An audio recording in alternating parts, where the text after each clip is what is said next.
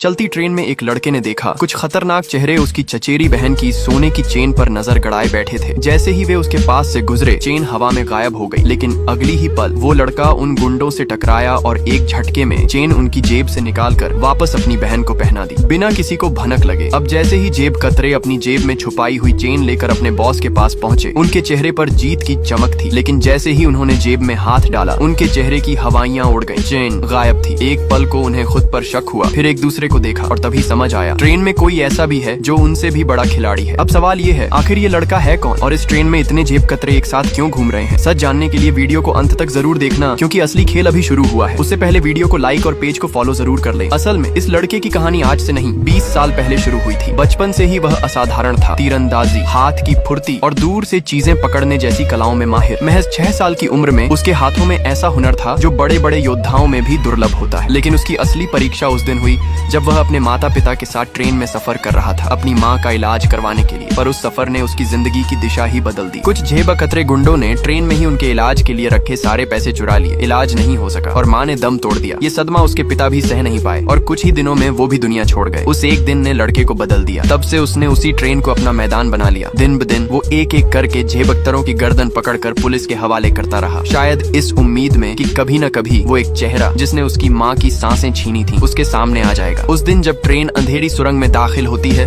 तो कुछ साए फिर से हरकत में आ जाते हैं। वो वही 2 जेब कतरे हैं जो पहले हार चुके थे, लेकिन हार उनकी आदत में नहीं। मियाओ एयर के आदमी हैं वो, उस मियाओ एयर के जो कभी खुद जेब कतरा था और अब शहर का सबसे बड़ा गिरोह चला रहा है। उन्हें ये बर्दाश्त नहीं कि उनकी जेब में से कोई चेन निकाल ले जाए। ये सिर्फ चोरी नहीं, उनके गुरु की बेइज्जती है। और अब जब ट्रेन एक बार फिर सुरंग के अंधेरे में समा गई है तो वे फिर से लड़की के पास लौटते हैं। इस बार सिर्फ चेन नहीं, पूरा बैग ही गायब कर देते हैं एक झटके में। जैसे ही ट्रेन रोशनी में वापस आती है, चचेरी बहन की चीख निकल जाती है, बैग कहाँ है, बैग कहाँ गया? उसकी आंखों में घबराहट है और आंटी का चेहरा सफेद पड़ चुका है। वो सिर्फ एक बैग नहीं था, उसमें उनकी खाता बही थी, माँ की दवाइयों की रसीदें थीं और एक बेहद कीमती चीनी मिट्टी का घोड़ा जिसे मियाओ एयर सालों से ढूंढ रहा था। पूरा डब्बा हिल रहा था, शोर, चीखें और शक की गूंज। तुम्हारी वजह से हुआ सब। लड़की ने गुस्से से लड़के की ओर उंगली तानी। तुम क्या कर रहे थे जब बैग गया? क्या आंखें बंद थी तुम्हारी? लड़का चुप खड़ा था, शर्म और गुस्से से चेहरा लाल। तभी लड़का जो अब तक एक कोने में चुपचाप बैठा था, निगाहें गहरी और सांसें धीमी, अचानक बोला, मैंने देखा था जब ट्रेन सुरंग में गई 2 आदमी उसकी तरफ बढ़े थे। मैं देख रहा था चुपचाप, क्योंकि मैं जानता था कि वो कौन है। आंटी ने एक झटके में सिर उठाया, उसकी आंखें चौड़ी हुई। एक पल को सब कुछ थम गया। अब ये ट्रेन, ये डब्बा,